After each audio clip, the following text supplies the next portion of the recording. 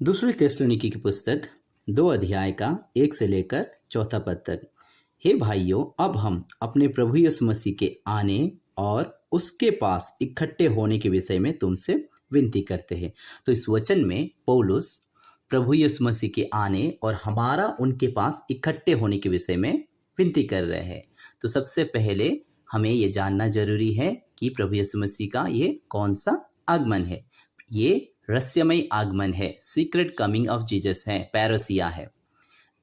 इस समय प्रभु अपनी कलीसिया को लेने के लिए आएगा और प्रभु यीशु मसीह बादलों तक ही आएगा और वहां से हमें बुलाएगा और हम वहां जाकर प्रभु यीशु मसीह के साथ इकट्ठे होंगे कि किसी आत्मा या वचन या पत्री के द्वारा जो कि हमारी ओर से हो, यह समझकर कि प्रभु का दिन आ पहुंचा है, तुम्हारा मन अचानक असिथर ना हो और तुम ना घबराओ।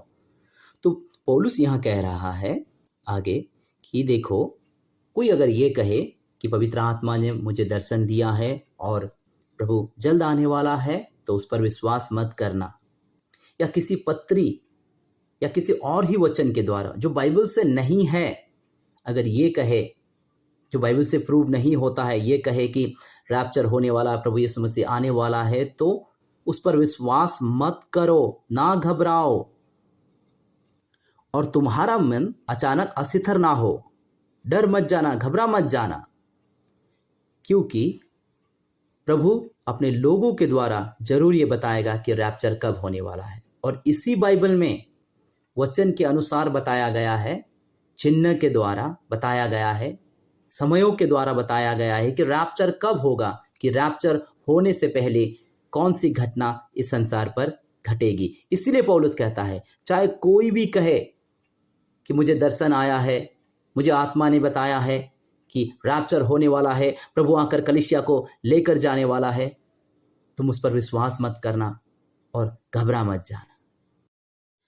किसी रीति से धोखे में ना आना, क्योंकि वो दिन ना आएगा जब तक धर्म का त्याग ना हो ले और वो पाप का पुरुष अर्थात विनाश का पुत्र प्रकट ना हो।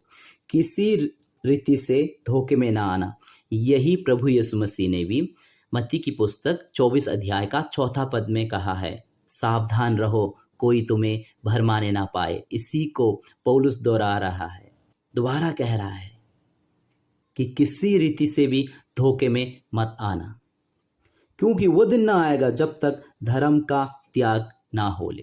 तो पौलुस कह रहा है, हमारे प्रभु यीशु मसीह के पास इकट्ठे होने के दिन से पहले, प्रभु यीशु मसीह के रहस्यमय आगमन से पहले, रैप्चर से पहले, सीक्रेट कमिंग ऑफ जीसस से पहले धर्म का त्याग होने वाला है। धर्म का त्याग मतलब प्रभु यीशु मसीह को पूरी तरह से त्याग देना। 1 हफ्ते 2 हफ्ते प्रार्थना नहीं करना या 6 महीने तक चर्च नहीं आना, ऐसा नहीं, पूरी तरह से प्रभु को त्याग देना। तो रैप्चर से पहले, कलीसिया के उठाए जाने से पहले एक बहुत बड़ा भीड़ प्रभु यीशु मसीह को पूरी तरह से त्याग देंगे, त्याग कर चले जाएंगे, प्रभु यीशु मसीह को छोड़कर चले जाएंगे।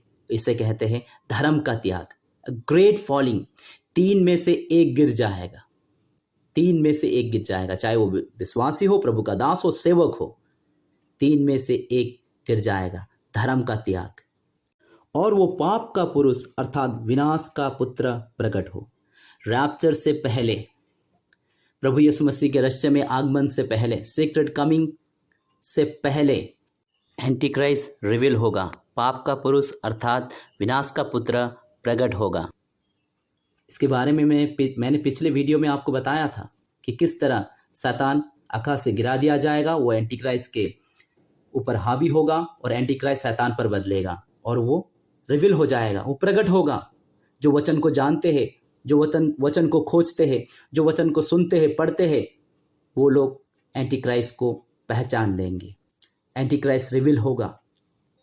जो विरोध करता है और हर एक से जो ईश्वर या पूज्य कहलाता है, अपने आप को बड़ा ठहराता है, यहाँ तक कि परमेश्वर के मंदिर में बैठकर अपने आप को ईश्वर ठहराता है। रैप्चर से पहले यहूदी लोगों के लिए मंदिर बनाया जाएगा। कलीसिया के उठाए जाने से पहले यहूदी लोगों के लिए मंदिर बनाया जाएगा। हम सभी जानते हैं कि यहूदियों ने अपने देश को तो पा लिया है, लेकिन अभी तक उन्हें परमेश्वर का जो मंदिर था वो नहीं मिला है। तो रैप्चर से पहले एंटी क्राइस्ट के लोग इजरायली लोगों के लिए, यहूदी लोगों के लिए मंदिर को बनवाएंगे और वे लोग उस मंदिर पर बलिदान चढ़ाएंगे, होम बलि और मेल बलि को चढ़ाएंगे। लेकिन रैप्चर से पहले उनका होम बलि और मेल बलि को बंद कर दिया जाएगा और एंटी क्राइस्ट के ऊपर शैतान का आत्मा आएगा और वो जाकर उस मंदिर पर, परमेश्वर के मंदिर पर बैठकर कहेगा कि मैं ही ईश्वर हूँ। दानियल की पुस्तक 9 अध्याय का 27वां पद में ये वचन लिखा हुआ है। और ये सारी घटना 3.5 साल में पूरा होने वाला है। रैप्चर से पहले का साइन है, रैप्चर से कलीसिया के उठाए जाने के पहले का चिन्ह है। बाइबल हमें चिन्ह दिखाता है। प्रभु यीशु मसीह के आने के बारे में बाइबल ने हमें चिन्ह दिया है कि प्रभु यीशु मसीह को त्याग देंगे। दूसरा, यहूदी लोगों के लिए इज़राइल देश में मंदिर का बनना। तीसरा, एंटी क्राइस्ट का उस मंदिर में जाकर बैठना, बलियों को बंद करना और अपने आप को परमेश्वर के तुल्य मनवाना। ये सारी घटना घटने वाली है। तो हम इससे साफ तरह से समझ सकते हैं कि रैप्चर कब होगा। कलीसिया को कलेश से गुजर कर जाना ही पड़ेगा। अगर आपका पास्टर ये कहता है कि कलीसिया को कलेश से गुजर कर जाना नहीं है, तो उनसे वचन मांगिए। जो भी आपका पास्टर कहता है उसे ऐसा ही विश्वास मत कीजिए। मैं किसी पास्टर पर, प्रभु के दास सेवक पर दोस्त मैं नहीं लगा रहा हूँ, मगर आप लोगों को वचन के अनुसार बताना पड़ेगा। अगर आप ये कहते हैं कि कलीसिया कलेश पर नहीं जाएगा, तो वचन बताइए, वचन के द्वारा उसे बताइए। अगर कलीसिया कलेश पर जाएगा, तो क्या आज कलीसिया कलेश पर जाने के लिए तैयार है? क्या उस कलेश के समय कलीसिया खड़ा हो पाएगा? ये आज आप और मुझे, हम प्रभु के दास और सेवक को, प्रभु के लोगों को सोचना है, नहीं तो गिर जाएंगे। इसलिए प्रभु कहता है मत्ती की पुस्तक 24 अध्याय का 4 पद में, यीशु ने उनको उत्तर दिया, सावधान रहो, कोई तुम्हें भरमाने ना पाए, कोई तुम्हें भरमाने ना पाए। कोई आपको और मुझे भरमाने ना पाए कि कलीसिया कलेश में नहीं जाएगा कहकर। कलीसिया को कलेश में जाना ही पड़ेगा। कलेश के खत्म होने के बाद ही प्रभु यीशु मसीह आकर कलीसिया को उठाकर लेकर जाएगा। आफ्टर ट्रिबुलेशन ही प्रभु यीशु मसीह का रहस्य में आगमन होगा, सीक्रेट कमिंग होगा, तभी प्रभु आकर अपनी कलीसिया को उठाकर लेकर जाएगा। ये मैं नहीं, ये वचन कहता है।